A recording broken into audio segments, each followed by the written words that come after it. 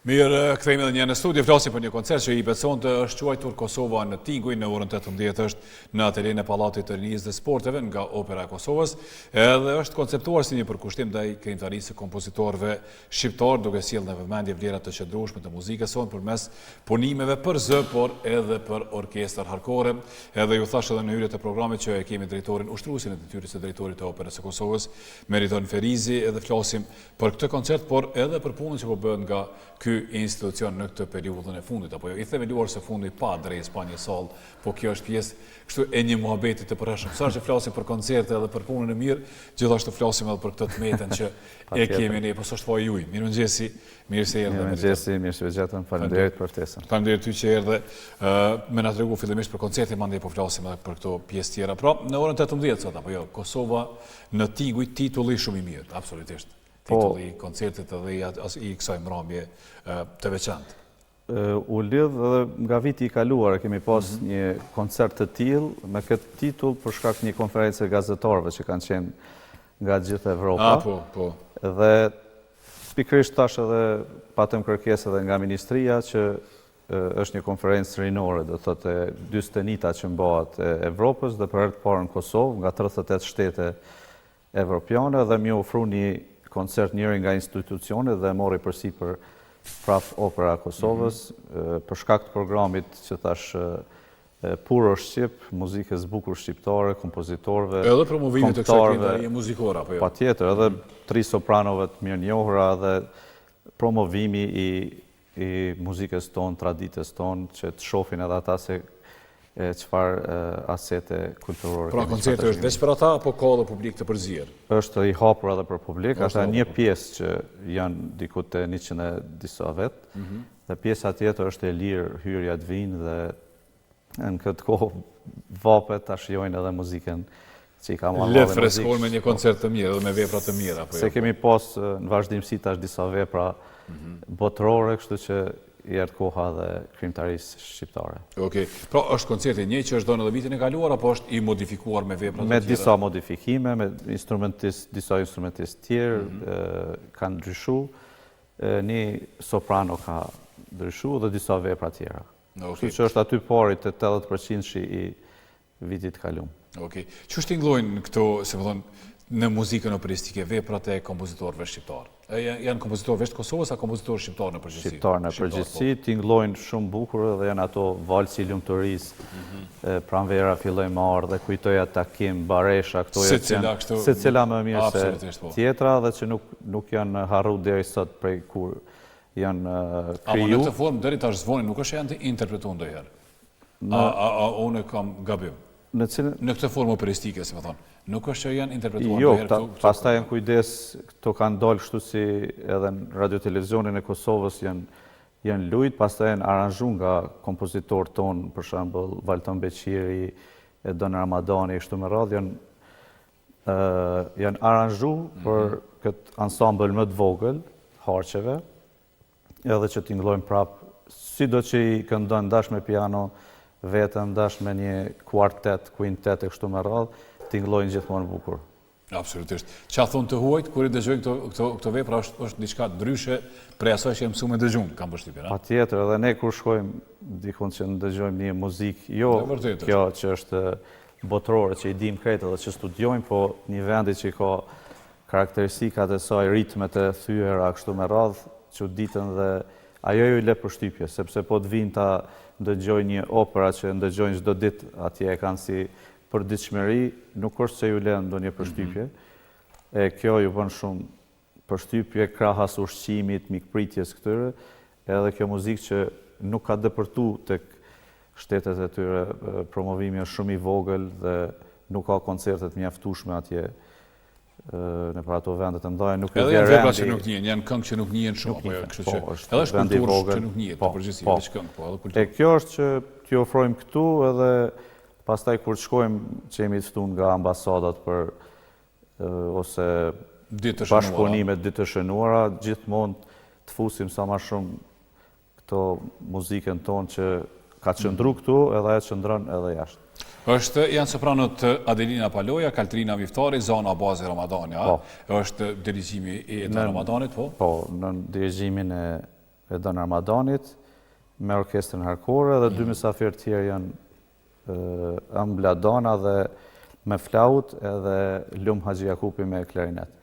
Do më thonë ka edhe orkestrale, vetëm orkestra, një suite për harë që është nga Valton Beqiri, janë edhe sopranot me orkestrën, edhe solistët, këta instrumentistët me orkestrë. Do më thonë një përzimje që mos tjetë vetëm me këndim, po edhe orkestra vetë, edhe në përcjellje të instrumentistëve. Pse në orën 18, zakonisht i keni koncertet në orën 20?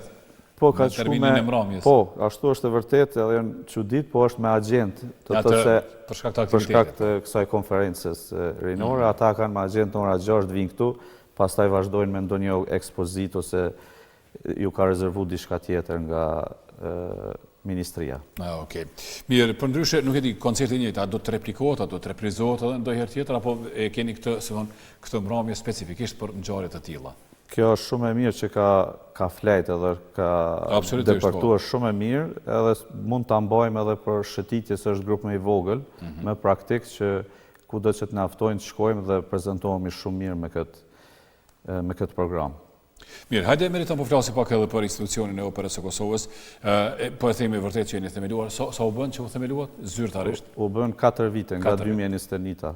Fatkeqësisht prej atëherë nuk është që ka lëvizur diçka në kuptimin projekte sa dush, qarkullime të fjalëve sa dush, po jo diçka konkrete edhe në kuptimin e bërjes së institucionit fizik, apo jo në fillimit të punimeve, duket që jemi larg nga ajo. Po megjithatë, ju keni funksionuar, apo jo, me këto kushte të improvizuara keni funksionuar me vepra, me koncerte, me program, të rregull deri diku. Po, për aty duhet m'ju falenderu, do thotë edhe ministrit edhe ministrisë që nuk na ka lënë në asnjë moment pa na realizu kërkesat e shumta që kemi pas, na ka ndajt karshik nga buxheti, nga kërkesat, nga gjitha që kemi pas, përveç që tham infrastrukturës, po kështu është edhe institucionet tjera, Filharmonia, baleti, teatri. Themelu nuk e ka një objekt dinjitoz ose diçka. E mira që është kalun 4 vite, po ka fitu ajo firma që fitoj për mi ndërtu. Do të thotë 2026 është plani të filloj. Sepse këto 4 vite ka qenë gjithmonë me konkurse, ramje, ndërpreje konkursit, hapje përsëri, po tash është fitusi. Ku bëhet është te Pallati i Rinisë, te parkingu i madh. Tash prap, nëse fillon 2026, ajo prap ka me pas, nuk shkojnë këtu punë shumë shpejt. E don kohën e vet një 5 deri në 10 vite, kështu që 5 është ajo që e kanë saktu, po gjithmonë duke i pa këto pengesat që ndodhin, këto burokracit, besoj që zgjata dhe pak. Mirë, për ndryshe cilat janë Svoni pa të koncert, edhe këtë mbramin që ishte jashtëzakonshme me Filharmoninë e Kosovës edhe me operën, edhe me institucionin e balet, me trupën e baletit, po mandej ishte edhe koncerti i jashtëzakonshëm i Ermonela Jaus, pra disa aktivitete brenda një periudhe të shkurt kohore. Po kur i forcojmë natyrshëm, po i bashkojmë forcat me Filharmoninë dhe baletin, punë po ecin shumë më mirë, edhe po jemi ekip më i madh. Edhe këto koncerte nuk arrihen vetëm pa pas edhe mbështetjen e këtyre që kanë përvojë më të madhe, instrumentistëve, baletit, edhe opera ka bën një themel, një orkestër shumë të mirë, sepse po dalin nga audicionet. Çdo vit mbajmë audicione dhe po vinë ata më të mirë, janë sit, si më thonë, kanë bërë vendin që kur hapen vendet e rregullta, ata janë të sigurt të punësuar. Gjithashtu po kontribuojnë edhe në Filharmoninë e Kosovës, shkojnë, luajnë. Dhe këto koncerte po na mbajnë me shpresë se po bëhet një bazë e mirë për kur të ndërtohet objektit, na gjej shumë përgatitur dhe absolutisht. Qysh ishte koncerti i këtij fundit me Carmina Burrani? Me Carmina Burrani ishte madhështor, me 200 veta kor masiv, me orkestër të madhe, me dirigenti shumë, nivel publiku i jashtëzakonshëm, solistët, baleti me punën e vetë, me koreografi e kështu me radhë, kështu që ishte një operë, si me thonë, një e plotësune kori i fëmijëve, i 2 korët fëmijëve, do të thotë gjithë shka ishte madhështore. Skena, tash prap në ato kushte, prap u dukte mirë, se ne dim aty që jemi instrumentistët që ka hekin që nuk ka klimatizim ose nuk janë kushtet optimale, nuk janë ato zhveshtore. Na jemi mësuar për unë situatat të tilla. Ne nuk ato nuk na ndalin, ato nuk na ndalin. Po na bje me u thu dhe jashtë i shohim ato që janë. Eshin i standardin. Qysh ndjehet një instrumentist, një solist kur del në atë skenë që gjithçka ndëgjohet. E vërtet, po. Edhe gjithçka del mandej edhe shumë ma bukur, sepse vlerat vërtet i kemi dhe ne përmendim këtu shumë shpesh edhe në program për të arriturat e artistëve tonë, qoftë si instrumentist, qoftë si soprano, qoftë si, pra, domethënë tenorët e kemi një bazë të mirë tash të artistëve edhe jashtë vendit. Realisht më intereson te trupa, a ka një trup rezidente Opera Kosovës apo ndryshon varësisht prej projekteve që i keni, koncerteve që i keni? Është thuajse rezidente, përveç ndonjë mungese marrim prap se që tash bëjmë edhe kor edhe orkestër çdo vit audicione, po nuk mjafton, duhet gjithmonë të ftojmë edhe nga Filharmonia, edhe nga Shqipëria e Maqedonia, sepse edhe Filharmonia vet ende merr disa instrumentistë specifik që ende nuk i kemi si deg deficitar që janë në Kosovë. Por është në rrugë të mirë në këtë kohë kur kemi prit që ka me pas ikje të instrumentistëve më shku dika tjetër ose Po ky si institucion na çuditi në audicionin e fundit patëm shumë. Ishte shumë e mirë se u hap një dritare ku ata shohin perspektiven e tyre që aty do të punësohen. Do ta kenë të ardhmen e tyre në atë orkestër, ka shumë vende që duhet hapen deri në 200 vende të punës, është si fabrik shumë e madhe, do të thotë edhe e shohin perspektiven aty janë shumë të mirë dhe e kanë vendin aty, e meritojnë me qenë. A mund të dikush një instrumentist me qenë me kontrat punë edhe në Filharmoni edhe në operë, apo duhen të tjerë? A nuk mundën? Nuk mundën. Do të thotë është një ligj që nuk i lejon të paguhet, duhet të shkosh pa pagesë, qoftë në balet nëse të ftojnë, qoftë në teatr, qoftë në gjitha institucionet varëse të Ministrisë Kulturës, vetëm aty ku e merr rrogën paguhesh, tjerat janë obligim, po për shkrimin e tyres punës. Ose lirohesh mund të lirohesh nga puna këtu, që je i rregull dhe të shkosh pak të kontribuosh edhe si instrumentist në për institucione tjera.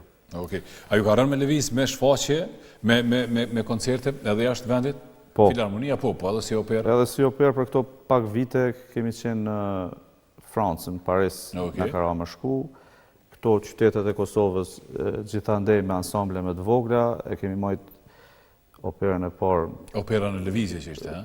Jo, ajo ishte Edu opera, po ishte edhe kjo opera e parë Goca Kaçanikut, Raudhomit, e cila u mbajt në Gjako, Prishtinë fillimisht, Gjakov edhe Tiranë.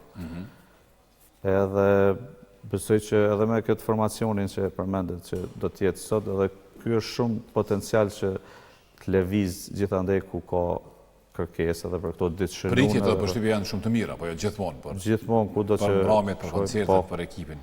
Po, edhe tash duhet të cek që tash në korrike kemi me gjitha këtyre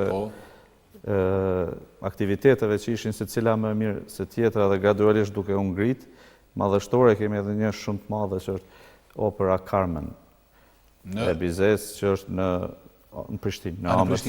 Se po është edhe dikun një informacion që ishit edhe në Tiranë, me teatrin e operës edhe baletit, Po, ishte kori, ka qenë mram edhe sot kori i operës. E kam ftu, sepse duhet kori i madh edhe ne ju përgjigjëm pozitivisht teatrit, operës dhe baletit dhe ju siguruam 20 veta sepse sa po e kishin kënduar këtu. Ishin gatshëm. Unë për një moment mendova që kjo e njëjta po shfaqet atje, po mandej e poshtë ishte jo vetëm si ndihmë, bashkëpunim reciproke. Po mirë, tregoj edhe për Carmen, po e bëni gati edhe këtë operë apo jo? Po në muajin korrik me 22 dhe 24. A veç keni nisë përgatitjet? Ka nisë, janë kryer audicionet, kanë fillu provat, tash vetëm vjen produksioni nga Bullgaria që vinë me skenografi, me drejtësim, zërim, kostume, grim, këto... Edhe ipet në AMC dhe kjo? Në AMC, sepse është mëndu në Gërmi, është mbajt para 20 viteve. Por të qëndrosh atje 10 ditë në Gërmi me skenë të hapur, është rrezik gjithmonë, ndonjë ditë shi, e frym, Kështu është në Nuk një është shumë një... e ndryshme. Mirë, kjo ipët një premier, një reprizë, kryesisht, a? Po, gjithmonë edhe ajo para premiera ne e mbushim sepse i ftojmë gjitha shkollat e muzikës si provën generale, gjitha shkollat e muzikës fillore të mesme, studentët e Universitetit Prishtinës, Pejës, to private, kështu me radhë mbushim plot që t'ju jepet mundësia e jo mos të ketë pastaj bileta për edhe është pa pagesë ato ditë që mos edhe për tash i përvojshëm jo ofrohet patjetër. Mirë, veç pak një gjuna, domethënë, gjithë ky projekt i madh, gjithë kjo punë gjigante me përfundu me dy koncerte. Po, shkosh me tepër, duhet t'i marrësh 2 kasta, sepse një kast nuk e përballon me gjatë shkohet deri në 3-4 shfaqje, kështu që komplikohet puna edhe me buxhet edhe me rrethana me punë. Për shkak të objektit, për shkak se po të ishte objekti do të reprizojë her pas here. Edhe ajo po është neve